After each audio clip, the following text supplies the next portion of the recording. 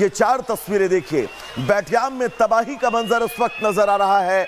तेल अवीव में भी तबाही की तस्वीरें देखी जा रही हैं। मिसाइलों के जरिए इन तमाम इलाकों को सीधा निशाना बनाया जा रहा है और कोशिश यही है कि इन इलाकों में जबरदस्त तबाही और ड्रोन का भी इस्तेमाल इन हमलों में किया जा रहा है। दरअसल इजराइल के ईरान पर हमले के साथ ही अब वर्ल्ड वॉर की भी आशंका बहुत ज्यादा बढ़ती हुई जा रही है और मिडिल ईस्ट के लिए अगले 60 घंटे, जी हां 60 घंटे बहुत अहम है। ईरान पर भीषण बमबारी हो रही है तो ईरान के हमलों से इजराइल के कई शहर खंडहर में बदलते जा रहे हैं। लेकिन सवाल ये कि क्या वर्ल्ड वॉर शुरू होने वाला है? बहुत ध्यान से रिपोर्ट देखिएगा।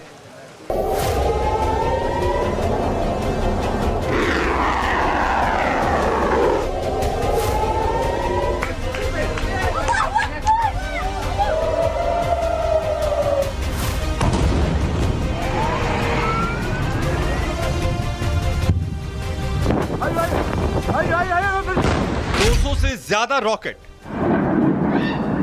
22 मिसाइलें, 150 ठिकाने, 138 मौत, 14 न्यूक्लियर साइंटिस्ट, 20 से ज्यादा कमांडर्स, 350 से ज्यादा घायल। यह इजराइल का ऑपरेशन राइजिंग लायन है जिसने ईरान को सबसे बड़ी चोट दी और ईरान के 9 वैज्ञानिक, 20 कमांडर ढेर कर दिए। परमाणु शक्ति बनने की कोशिश में लगे ईरान ने परमाणु वैज्ञानिकों को ही खो दिया। जंग शुरू हुई तो ईरान ने पलटवार किया और नाम दिया ट्रू प्रॉमिस 3। 150 बैलिस्टिक मिसाइल, 13 मौत, 7 सैनिक गंभीर, 300 से ज्यादा घायल, 3 F-35 गिराने का दावा। यह ईरान का इजराइल पर पलटवार था। इजराइल ने ईरान के कमांडर और परमाणु ठिकानों को निशाना बनाया तो ईरान ने उनके शहरों पर ही तबाही बरसाना शुरू कर दिया। ईरान के हमले में कई इमारतें तबाह हो गई, शहर खंडर लगने लगे। आज एक दूसरे के दुश्मन बने इजराइल और ईरान कभी दोस्त थे। जब इजराइल का नए राष्ट्र के रूप में जन्म हुआ था तो ईरान उसे मान्यता देने वाला दूसरा देश था, लेकिन अब दोनों एक दूसरे के जानी दुश्मन हैं और यह लड़ाई है परमाणु ताकत की। इजराइल का आरोप है कि इजराइल चारों तरफ से मुस्लिम देशों से घिरा है। ईरान लड़ाकों से इजराइल पर हमला करवाता है। ईरान के पास 9 परमाणु बम बनाने का प्लूटोनियम है। न्यूक्लियर पावर बनना इजराइल के लिए खतरा है। इजराइल नहीं चाहता कि ईरान परमाणु शक्ति बने। ईरान के परमाणु ठिकानों को निशाना बनाया गया। किसी भी तरह का बम अगर ईरान बनाता है तो वो सिर्फ और सिर्फ इजराइल के विरुद्ध इस्तेमाल किया जाएगा और उसको इस्तेमाल करने में कहीं पर भी ईरान देर नहीं लगाएगा। ये एक अपने आप में सबसे बड़ी थ्रेट है इजराइल के लिए।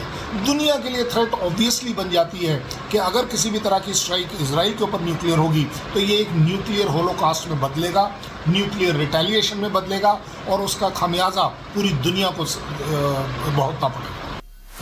कुछ महीनों पहले ही ईरान ने अमेरिका के साथ परमाणु समझौता किया था, लेकिन इजराइल के हमले के बाद उसने समझौता रद्द किया तो अमेरिका भी उसके खिलाफ हो गया और उसको धमकी दे रहा है। फिलहाल इजराइल और ईरान में महायुद्ध का अंत नहीं होने वाला है। इजराइल में तबाह होते शहर और बिल्डिंग तो ईरान में तबाही का मंजर इसे तीसरे विश्व युद्ध की ओर ले जाता दिख रहा है। Bureau report, Republic Bharat. एक और अहम खबर आपको बता दें, इजराइल ईरान जंग को लेकर ट्रंप का बयान सामने आया है। इजराइल ईरान के बीच समझौते की उम्मीद जग रही है। यह बात डोनाल्ड ट्रंप कहते हुए नजर आ रहे हैं। उन्होंने कहा है कि कभी कभी लड़ाई के जरिए हल निकालना जरूरी हो जाता है। इजराइल की रक्षा के लिए मदद जारी रखेंगे। इजराइल से हवाई हमले रोकने के सवाल पर भी ट्रंप बोले, मैं इजराइल से ऐसा करने को नहीं कहना चाहता। तो ये बड़ी खबर, डोनाल्ड ट्रंप इस बीच क्या कहते हुए नजर आ रहे हैं ये आपने सुना। इजराइल की रक्षा के लिए मदद जारी रखेंगे, बहुत बड़ी बात ट्रंप ने दोबारा से दोहरा दी है। Time for a deal. Can you give us a sense of what you're doing to try to de-escalate the situation between Iran and Israel? Well, I hope there's going to be a deal.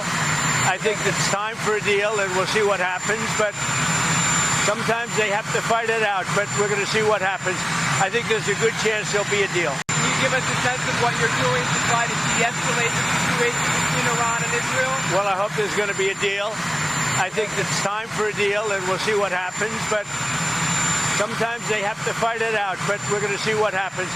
I think there's a good chance there'll be a deal. Can you give us a sense of what you're doing to try to de-escalate the situation between Iran and Israel? America ने क्या प्रतिक्रिया दी आपने सुना। इस बीच एक और बड़ी खबर, ईरान के हमले के बाद इजराइल का भी पलटवार सामने आया है। तेहरान में लड़ाकू विमानों से हवाई हमला किया है। ईरान के कई मिसाइल लॉन्चर तबाह कर दिए हैं। बैलिस्टिक मिसाइल प्रोडक्शन साइट पर यह निशाना बनाया गया है, क्योंकि इन्हीं बैलिस्टिक मिसाइल के जरिए ईरान लगातार इजराइल पर अटैक कर रहा था और अब इनके प्रोडक्शन साइट को ही सीधा निशाना इजराइल ने बनाया है, यानी कि उस हब को नष्ट कर देना, उस केंद्र बिंदु को नष्ट कर देना जो इजराइल की तबाही की इबारत लिख रहा था। और यही वजह है कि इन बैलिस्टिक मिसाइल प्रोडक्शन साइट को निशाना बनाया गया है। इन बड़ी तस्वीरों के बाद एक और बड़ी खबर आपको बता दें, इजरायली हमले से ईरान में तबाही मच गई है। आईडीएफ के हमलों में सीवरेज पाइपलाइन टूटकर बिखर गई है। अब तेहरान की सड़कों पर एक तरफ आग था तो दूसरी तरफ पानी का ये सैलाब। इजराइल ने हमला किया, सीवरेज पाइपलाइन टूट गई और उसके बाद जो पानी का सैलाब निकला है वो तेहरान की सड़कों पर बिल्कुल साफ देखा जा सकता है। और आप देखिए इजराइल जिस तरह से तबाही मचा रहा है, एक तरफ ऊपर की जो इमारतें हैं, हाई राइज बिल्डिंग्स है, उन बिल्डिंगों में आग और तबाही का मंजर, तो सड़कों पर बहता पानी का ये सैलाब। दो तरफा मार इस वक्त ईरान को पड़ रही है। तेहरान की तस्वीर हम आपको दिखा रहे हैं। तो चलिए 6 तस्वीरें हम आपको दिखा रहे हैं। दरअसल 14 साइंटिस्ट की हत्या, परमाणु साइंटिस्ट भी इनमें शामिल हैं, जो इजराइल ने ईरान की कर दी है। सैन्य ठिकानों पर हमला बोला गया है, ऑयल डिपो को ध्वस्त कर दिया गया है। तेहरान में लगातार इजराइल बमबारी कर रहा है। तेहरान से लोग अब मजबूरन पलायन कर रहे हैं, क्योंकि अपने परिवार की और अपनों की जिंदगी की हिफाजत करना भी बहुत जरूरी है। और छठी बड़ी तस्वीर, हूतियों पर भी, हूती विद्रोहियों पर भी इजराइल लगातार अटैक बोल रहा है। तो वहीं इजराइल की खुफिया एजेंसी मोसाद ईरान को अब गहरे जख्म दे रही है। तेहरान के अलग अलग इलाकों में हुए कार धमाकों में ईरान के 5 न्यूक्लियर साइंटिस्ट मार दिए गए हैं।